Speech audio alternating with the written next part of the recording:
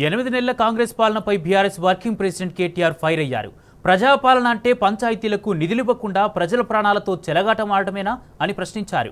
BRS పాలనలో పంచాయతీలకు ప్రతి నెల 275 కోట్ల రూపాయల విడుదల చేస్తామన్న కేటీఆర్ నేడు పెండింగ్ బిల్లులు చెల్లించాలని అడిగిన పాపానికి మాజీ సర్పంచ్లను నిర్బంధించి అక్రమ అరెస్టులు చేస్తున్నారని ఫైర్ అయ్యారు.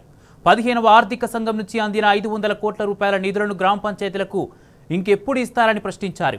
ఉపాధి హామీ పథకం, హెల్త్ మిషన్ నుంచి వచ్చిన 2100 కోట్ల రూపాయల కేంద్ర నిధులను ఎందుకు దారి మళ్లించారన్నారు. 12,769 పంచాయతీల్లో పేరుకుపోయిన విద్యుత్ బకాయిల పరిస్థితి ఏంటని కేటీఆర్ ప్రశ్నించారు. దేశానికే పట్టుగొమ్మలుగా భావించే పల్లెలపై కాంగ్రెస్ పాలనలో ఎందుకింత నిర్లక్ష్యం వహిస్తున్నారని కేటీఆర్ నిప్పులు చెరిగారు. పల్లెల్లో పాలన పూర్తిగా పడకేస్తే పట్టణాలు పెను సంక్షోభంలో కొట్టుమిట్టాడుతున్నాయని ఆవేదన వ్యక్తం చేశారు. జీహెచ్ఎంసీతో పాటు రాష్ట్రంలోని 12 కార్పొరేషన్లు, 129 మున్సిపాలిటీలు కనీసం కార్మికులకు వేతనాలు కూడా చెల్లించలేని దుస్థితి నెలకొందన్నారు. పల్లె ప్రగతికి పాతరేసి పట్టణ ప్రగతిని అడ్రస్ లేకుండా చేసిన మాట నిజం కాదా అని నిలదీశారు. నిధులు లేక పూర్తిగా నిరసించిన మున్సిపాలిటీలో కనీసం అత్యవసర మరమ్మతులకు కూడా పైసలు లేకపోవడం దుర్మార్గమన్నారు.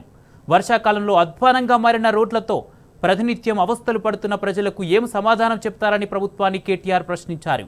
మున్సిపాలిటీల్లో 1200 కోట్లకు పైగా ఉన్న పెండింగ్ బిల్లులను ఇంకెప్పుడు విడుదల చేస్తారన్నారు. సాక్షాత్తు సీఎం రేవంత్ రెడ్డి స్వయంగా పర్యవేక్షిస్తున్న మున్సిపల్ శాఖకే ఈ స్థాయిలో నిధుల కొరత ఉంటే ఇక ఇతర శాఖల దుస్థితి ఏంటన్నారు.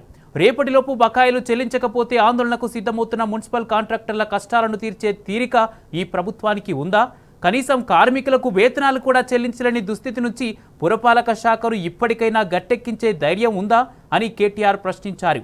సర్కారు చేతగానితనాన్ని తెలంగాణ సమాజం గమనిస్తుందనే విషయాన్ని మరిచిపోకండని కేటీఆర్ హితవు పలికారు.